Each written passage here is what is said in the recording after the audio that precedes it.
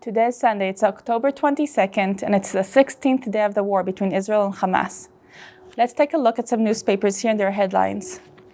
We see here in Yediot Achronot a main picture in the front page of Judith and Natalie Ra'anan. They were kidnapped by Hamas group and they were released on Friday evening. And here in this picture, they're escorted by Israeli officers back into Israel. Even though this happened on Friday evening, and some of you who are following already know the story, in Israel there are no newspapers on Shabbat, so this is a main headline in a few newspapers here. It is the first time that Hamas, the terror group, is releasing kidnapped people without any exchange. This is a little light in the darkness. However, the main headline still states that 210 חטופים, 210 still kidnapped, עדיין בעזה, are still in Gaza. The Haaretz newspaper, another main newspaper, also shows a picture of Yehudit and Natalie Ra'anan being released on the phone with President Biden. It is important to say that the reason for the release is because U.S. pressure, because they are some of several captives who hold a dual citizenship, a U.S. one and an Israeli one. The next headline reads, Mamtinim mifkuda, waiting for a command to go in. Let's read in page number 2. מחכים לפקודה להסתער, waiting for a command to attack. So the ground soldiers or the infantry soldiers are waiting in their units with their commanders. They're waiting for the command from the political leaders to go into Gaza. So the ground forces that are ready to go in, they are equipped more than ever, יותר מאי פעם, with, I'll read this in Hebrew, רוח לחימה. רוח לחימה literally means the spirit of fighting, but it really means high morale and high motivation to go in and fight. It says they're determined to protect their homeland. Let's turn the page and we'll see another headline. Okay, it says, Pachad Elohim po, the fright of God is here. אבל זה הבית שלנו, but this is our home. And we see that during the weekend, as the northern border with Lebanon is continuing to heat up, more and more cities and towns were asked to evacuate from their homes.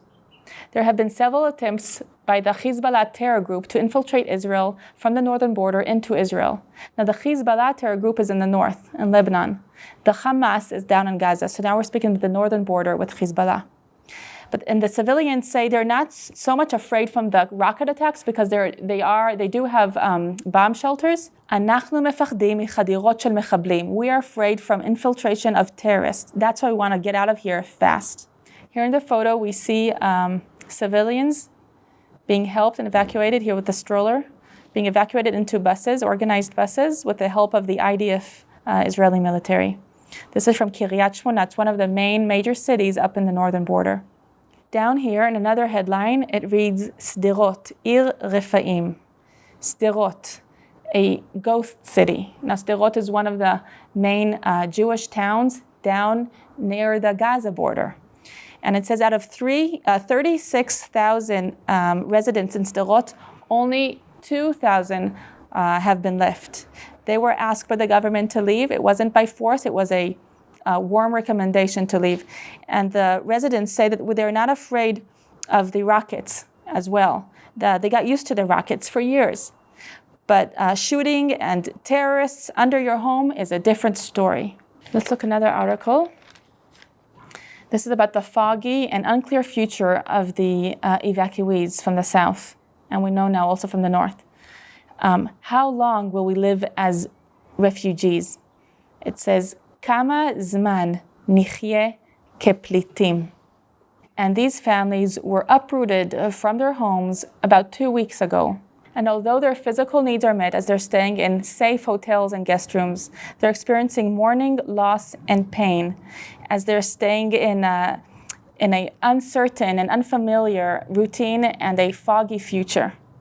And the parents here quote, alongside the difficulties, we are dealing with a lot of behavioral problems, especially of the youth that are completely losing it. שמאבדים את זה לגמרי. I'm going to turn the page to a heartwarming story about a 5-year-old boy that the newspaper says he's a hero. Gibor ben 5, a 5-year-old hero. This is a story about a 5-year-old Arab boy from the Bedouin town Rahat. His father was murdered, killed, while he was severely injured. Israeli policemen rushed him to the hospital, although there were ambushes and shooting on the streets, and they thought he's not going to make it because the injury was so severe. He was taken care of in the emergency care for several days, and he made it. He woke up. And when he woke up, he said, I want to be part of the Israeli police. This is such a heartwarming story that a little young Arab boy wants to be with the Israeli police when he grows up as those who saved him. Let's turn the page. And we'll see here 2-pager of 50 more faces of civilians and soldiers, children and adults that have been murdered during this war. And it's still very shocking that so many have been killed, and every day there are 50 more faces, new faces. There's Yonatan, Igor, Ben, Chaviv, Ophir. The headline reads, Israel b'milchama, Israel is at war. Hapanim shenizkor la'ad, the faces that we will remember forever. These are some main headlines in the Hebrew newspaper.